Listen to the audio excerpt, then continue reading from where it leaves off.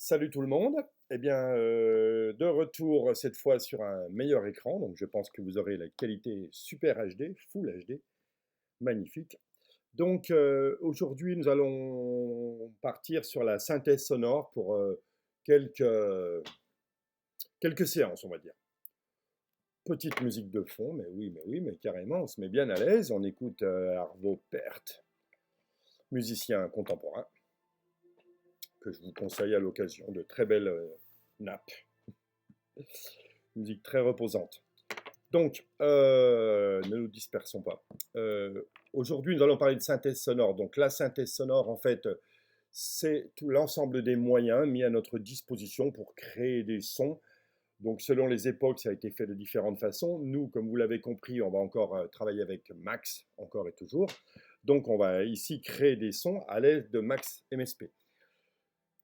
Donc, comme on l'a déjà fait l'autre jour,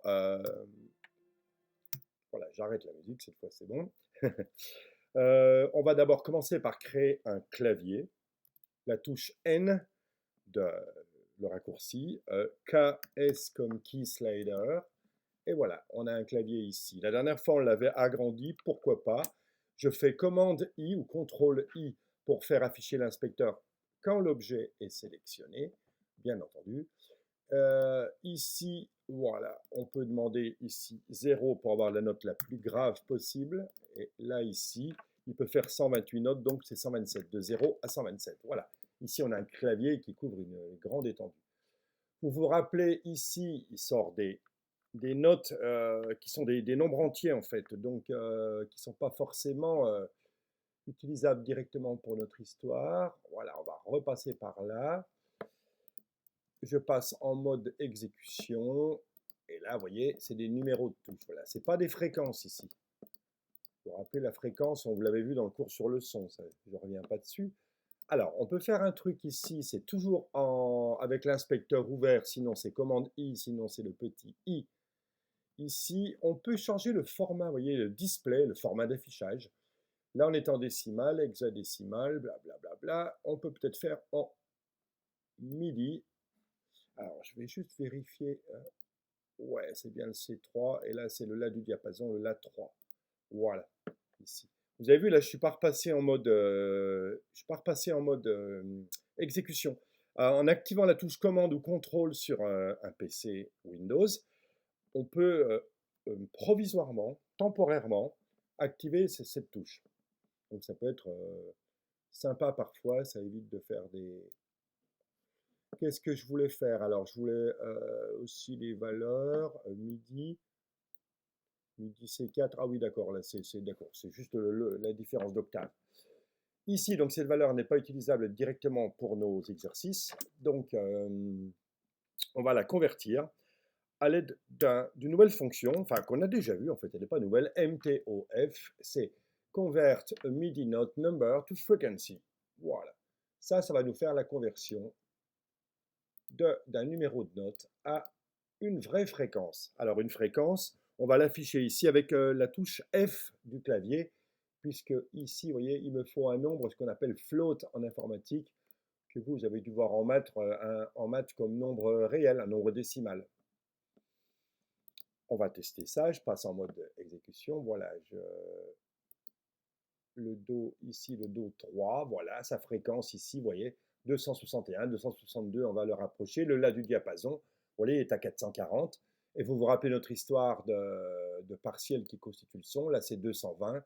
L'octave est dans un rapport 1,5, donc la fréquence est chaque fois multipliée par 2 quand on passe à l'octave, ou divisée par 2 quand on descend à l'octave inférieure. Voyez.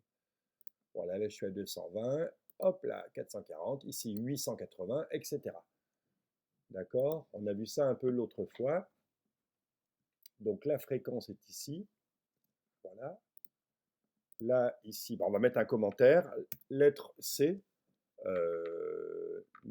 Note midi. Midi, je vous rappelle que ce n'est pas l'heure du jour, c'est le format. Ici, ça sera donc la fréquence. Donc comme ça, vous avez ici une sorte de tableau de toutes les fréquences voilà, qui sont jouées qui sont utilisées en musique. Voilà. Une fois qu'on a fait ça, donc On va envoyer ça dans un objet cycle, nCycle, avec toujours le tilde derrière, chaque fois que c'est de l'audio. On envoie la fréquence ici. Le cycle, on l'envoie dans un objet gain, avec un tilde toujours, parce que c'est de l'audio. À partir de maintenant, les câbles sont, vous voyez, jaune et noir, ici. Je vais zoomer un peu, il faudra que je réactive une fonction que j'avais sur mon autre ordinateur, qui était assez pratique. Et là maintenant, le Easy Digital to Analog Converter. Voilà, j'envoie les deux signaux, enfin sur les deux haut-parleurs de chez moi. Là, cette fois, je suis sur un système son extérieur. Je sors via un jack de mon ordi. Je passe en commande E ou CTRL E mode exécution. Je mets du volume un peu ici. Je vais envoyer un peu plus de notes. Les notes ne s'arrêtent plus là en fait, hein, je vous préviens. C'est ce que je vous avais dit l'autre fois, c'est une existence purement mathématique, donc ça n'arrête plus. On va baisser un peu. Et pour couper, il faut faire ça. Ou alors mettre 0 ici. Bon, ça c'est fait. Alors, pour l'instant, on utilise toujours cette forme d'onde ici. On va parler ici des formes d'onde. Celle-ci s'appelle une sinusoïdale, cycle là, ici. Donc en fait, je vais les lister ici maintenant. Voilà, N. Donc quand vous voulez ce timbre si particulier des sons, ce qu'on appelle des sons purs, c'est une sinusoïdale ici. Alors je vais écrire au-dessus un commentaire. Voilà, sinusoïdale, forme de sinus. Pour vous rappeler les fonctions sinus et cosinus là, en mathématiques. La trigonométrie, voilà. Alors ensuite, on a d'autres formes d'ondes, on en a au moins 4 dans Max. On a les ondes carrées. Donc je fais N et je tape rect avec, voilà. Donc on a cette fois un oscillateur qui va générer une forme d'onde carrée. Je peux dupliquer ici commande D ou CTRL D et hop, j'édite directement carré. Je fais commande J en fait pour réduire la taille de mon... Ici, on va faire un nouvel objet encore. On a encore une nouvelle forme d'onde qu'on appelle triangulaire. On va regarder après pourquoi. Voilà, il est ici, triangular oscillator, un oscillateur avec une onde triangulaire. Commande D, ici, on va se mettre par là, triangulaire. Vous voyez, sur deux lignes. Commande J, hop là, automatiquement, ça justifie. Je ne sais pas si c'est ça le symbole. J. Après, ici, on va utiliser une dernière qui est en dents de scie, carrément. Ça peut faire mal, effectivement, voilà. Et on va ici mettre un commentaire, dents de scie. Ce n'est pas les dents de la mer, c'est les dents de scie. Bon, voilà. Voilà nos 4 formes d'ondes qui vont être utilisées régulièrement pour produire des sons. Alors, on va ici utiliser une boîte float, d'accord, qu'on va relier. Alors là, une petite astuce, en maintenant la touche Shift enfoncée, vous voyez, je peux, hop, sans arrêt, j'ai à ma disposition, et là, je lâche la touche Shift pour le dernier. Voilà, ça m'a permis de faire 4 lignes, de tirer 4 petits câbles, sans avoir à recliquer à chaque fois sur l'origine.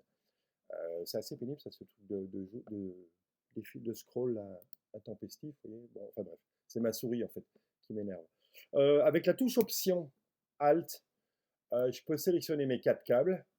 Voilà, c'est de la mise en page que je fais. Et CTRL ou commande Y, vous voyez, tac là, ça me fait des belles lignes comme ça. Voilà. J'aurais peut-être dû mettre mes textes là en dessous. Bon, après, c'est des trucs de présentation. Je voulais gérer tout ça. Je vais d'ailleurs baisser encore un peu parce que je viens de penser à une nouvelle chose qu'on va voir aussi à cette occasion. On va envoyer ça pour l'écouter ici. Alors ça ferait plein de câbles à tirer. On a une autre solution dans Max pour faire des patchs plus clean. C'est un nouvel objet qui s'appelle send, envoyer. Attention, c'est le send avec le tilde. Et je l'envoie où? Je vais appeler ça haut-parleur, HP. Voilà, c'est moi qui choisis un symbole, on appelle ça un nom. voyez, et j'envoie ça dedans. Hop, je duplique ça, commande D ou CTRL D. Hop là, tac, toc. Voilà, commande D, commande D. J'ai fait que des commandes D là. Donc c'est très pratique cette commande send. Ça nous permet d'envoyer. Alors d'envoyer où? Vous allez me dire, bah, dans une boîte du même type. Comme ça évite les codes qui s'appellent receive, recevoir, avec le tilde. Elle reçoit quoi? HP. Il faut bien libeller les choses parce que, et voilà, regardez, je récupère les deux sorties, hop là, et voilà, automatiquement, il n'y a plus de câbles, vous voyez, tous ces câbles, autrement il y aurait 8 câbles là, à chaque fois qui se trimballeraient de, de là à là, quoi. Donc ça serait effectivement assez pénible. Voilà, send, receive, écoutez, ça a l'air pas mal. On va tester ça. On va essayer ici le... Alors, ouais, j'ai quand même un léger problème là-dedans, c'est que effectivement, j'aurais voulu séparer mes notes entre elles. Pas terrible ça, ouais. C'est-à-dire qu'entre chaque, ici, chacun... Alors, pour sélectionner tous les câbles, je maintiens la touche Alt et je les sélectionne. Je les supprime. J'aurais dû ici ajouter un objet comme ça, un slider, un gain, objet gain, vous voyez. Hop là. Pomme D. Ah oui, d'accord. Et là, il a repris sur l'autre ici. Pomme D. Pomme D. Voilà. Pomme, c'est la touche commande. Je suis un vieux Macintoshien, donc j'utilise, voilà. Il vaudrait mieux qu'on passe par un objet qu'on puisse effectivement, sinon on allait avoir les 4 sons, les 4 types d'ondes en même temps.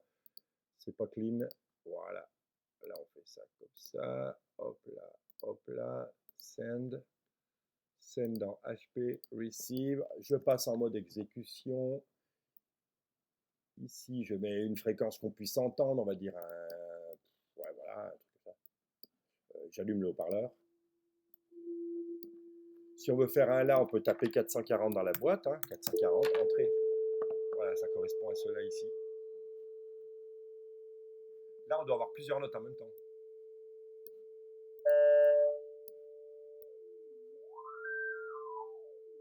Bon, bref, on a une note fixe derrière. Donc ici, on a une sinusoïdale, ce qu'on appelle un son pur. Ici, on a une carrée. Vous entendez la différence? Le timbre est beaucoup plus agressif. Ça se rapproche de, si vous connaissez la distorsion sur les guitares, voilà, bah, ça c'est plus doux. Un peu flûté.